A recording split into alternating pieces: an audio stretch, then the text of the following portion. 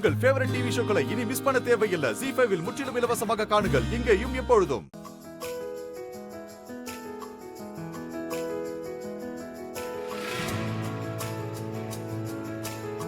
அம்மா அம்மா, என்னம்மா இது? நல்ல காரியத்துக்கு போறீங்க, தலையிலயும் பூவ காணோம், தட்டிலையும் பூவ காணோம். வந்து பூ வாங்கிட்டு போங்கம்மா. பூ வாங்கிட்டு வந்துறேன்.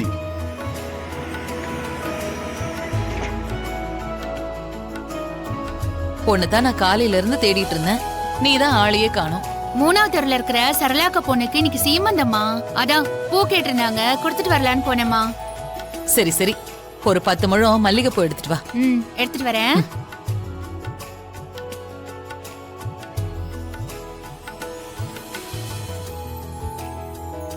என்னங்கம்மா?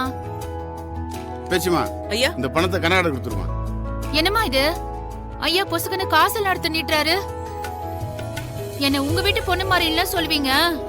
பெத்த பொண்ணா இருந்தாலும் உழைப்புன்னு ஊதியம் இருக்குல்ல, இந்த வாங்கிக்க. பரவாயில்லைங்கய்யா, நல்ல காரியத்துக்கு போறீங்கம்மா. நீங்க போயிட்டு வாங்க, நான் சாயங்காலம் வந்து வாங்கிக்கிறேன்.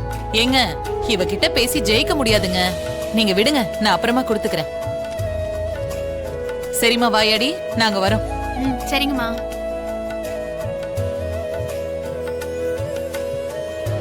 யாருக்காவது புதுசா கல்யாணம் எதுவும் ஆயிருக்கா? அமர்க்கலமா சீரெல்லாம் எடுத்துட்டு போறாங்க. இது கல்யாண சீர் இல்ல, தீபாவளி சீரு. இவ்ளோ பேர் போறாங்க, பார்த்தா கல்யாண சீர் மாதிரி இருக்கு. தீபாவளி சீருங்கறீங்க? நம்ம சுந்தராயா தங்கச்சிங்களுக்கு கல்யாணம் ஆகி 30 வருஷத்துக்கு மேல ஆச்சு. அவங்க பிள்ளைங்களுக்கே கல்யாண வயசு வந்துருச்சு. நம்ம சுந்தராயா தங்கச்சிங்களுக்கு கல்யாணம் பண்ணி கொடுக்கும்போது அவருக்கு அவ்வளவு வசதி வாய்ப்பு இல்ல. அதனால தான் தங்கச்சிங்களுக்கு சரியா சீர் செய்ய முடியல. அப்ப இந்த ஊரே அவரை அவ்வளவு அவமானமா பேசுச்சு.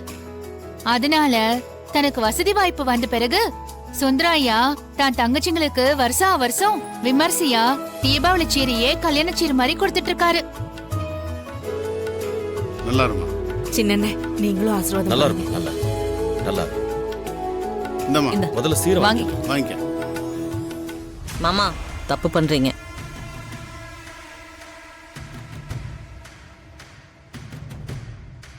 என்ன கல்யாணி? குங்குமம், பூ, நோம்பு கயிறெல்லாம் வச்சு கொடுக்குறீங்க. இதெல்லாம் சுமங்கலி கொடுக்குற பொருளாச்சே, இவங்களுக்கு கொடுக்கலாமா?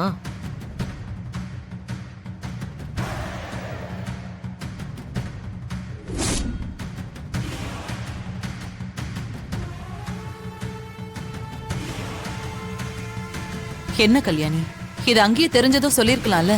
இங்க தட்டை கொடுக்கும் போதா சொல்லுவ? எனக்கு தோணும் போது தானே சொல்ல முடியும்.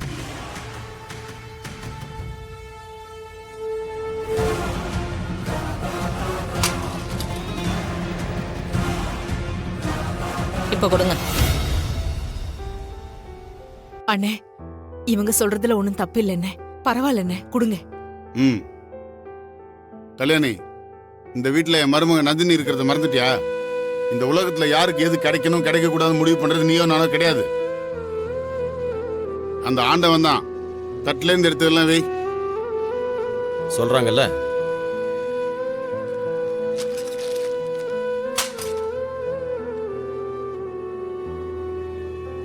வாங்கிக்கமா, வாங்கிக்கமா.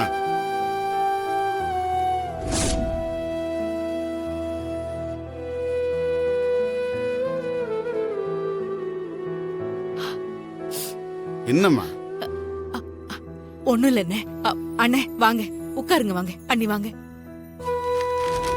கல்யாணி, வா உட்காரு. நீ உட்காருமா. உட்காருமா. இல்ல இருக்கட்டும்ண்ணே, கரிகாலனை கூட்டிட்டு வந்திருக்கலாம்ல. நானும் இங்க வந்துட்டேன், தம்பியும் என் கூட சேர்ந்து இங்க வந்துட்டான். அங்க இருக்கிற வேலை யாரு பாக்குறது? பெரிய கலெக்டர் வேலை. இப்ப எதுக்கு சிரிச்ச? கரிகாலம் என்னைக்கு நான் வேலை வாங்கியிருக்கான்? வேலை செய்யறவங்களை உட்கார வச்சுட்டு அவங்க வேலையும் சேர்த்து அவன் செய்வான்.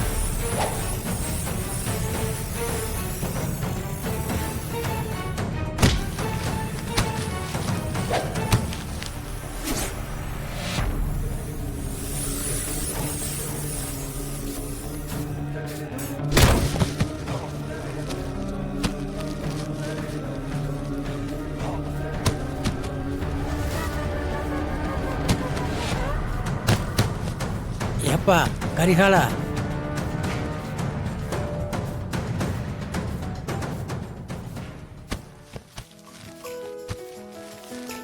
தாத்தா திரும்பவும் சொல்றேன், இந்த சேர் விட்டு எந்திரிக்க கூடாது. ஏப்பா நீ செய்யறது உனக்கே நியாயமா இருக்கா?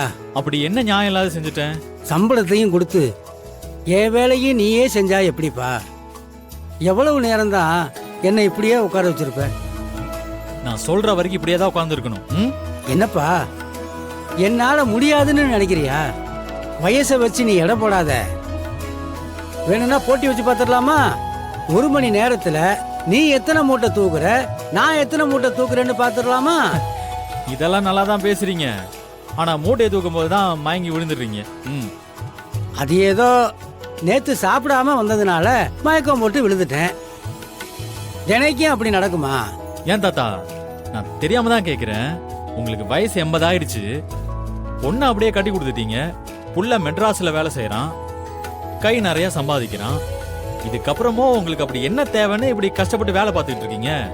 65 வருஷமா உழைச்ச உடம்புப்பா இது. வீட்டுல சும்மா உட்கார முடியுமா? ஆமா, இப்படி ஒரு வசனத்தை சொல்லிட வேண்டியது. சரி, அப்ப இனிமே அடுத்தவங்க உழைக்கிறத பார்த்துட்டு இங்கே சும்மா உட்காந்துருங்க. அப்பாட்ட சொல்லி உங்களுக்கு பென்ஷன்லாம் வாங்கி கொடுத்துட்றேன். நீங்க இங்க வந்து நல்லா ரெஸ்ட் எடுங்க. ஆனா நீங்க கொண்டு வர மீன் குழம்பு மட்டும் எனக்கு ஒரு பங்கு வந்துகிட்டே இருக்கணும், பாத்துக்கங்க. என்னம்மா? சார், வேலை செய்யறவங்களுக்கு இன்சூரன்ஸ் பத்தி நீங்க கேட்டிருந்தீங்கல்ல, அதோட டீடைல்ஸ் எல்லாம் எழுதி கொண்டு வந்திருக்கேன். குடுமா.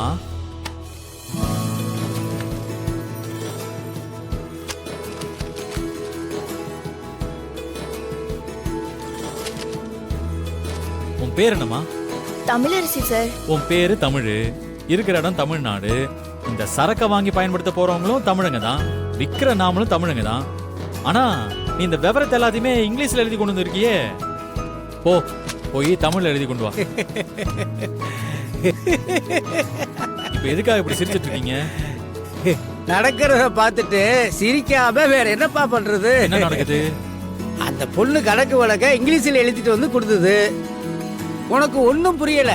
அதை சமாளிக்க வாங்குறவன் தமிழ், விக்கிறவன் தமிழ்னு டயலாக் பேசி அனுப்புன பாரு. நான் 8ஆம் கிளாஸ் தாண்டலன்னு கிண்டல் பண்றீங்களா? சச்சா, என்னப்பா நீ? நான் அப்படி சொல்லுவேனா? அப்பாவுக்கு துணையா இருந்த சித்தப்பாவுக்கு திடீர்னு உடம்பு சரியில்லாம போயிருச்சு. அப்பாவுக்கு உதவி செய்ய படிப்பையெல்லாம் விட்டுட்டு தொழில்ல இறங்கினவையா நீ? உன்னை கிண்டல் பண்றதுக்கு நான் யாரியா? படிச்சிருந்தா நீ எல்லாம் பெரிய கவர்மெண்ட் ஆபீசரா வந்திருப்ப. உன்னோட அறிவுக்கும் உன் குணத்துக்கும் முன்னால யாரால நிக்க முடியும்? கரிகாலா, நான் ஒரு கிறுக்கு பிடிச்ச கிழவன். எதையோ நினைச்சு சிரிச்சிட்டேன். நீ அதை பெருசா எடுத்துக்காதப்பா. நான் அதெல்லாம் பெருசா எடுத்துக்க மாட்டேன். சொல்றதெல்லாம் சொல்லிட்டு பேச்ச மாத்திக்கிட்டு இருக்க. ஜீ5 ஆப்பை டவுன்லோட் செய்து அனைத்து எபிசோடுகளையும் இலவசமாக பாருங்க.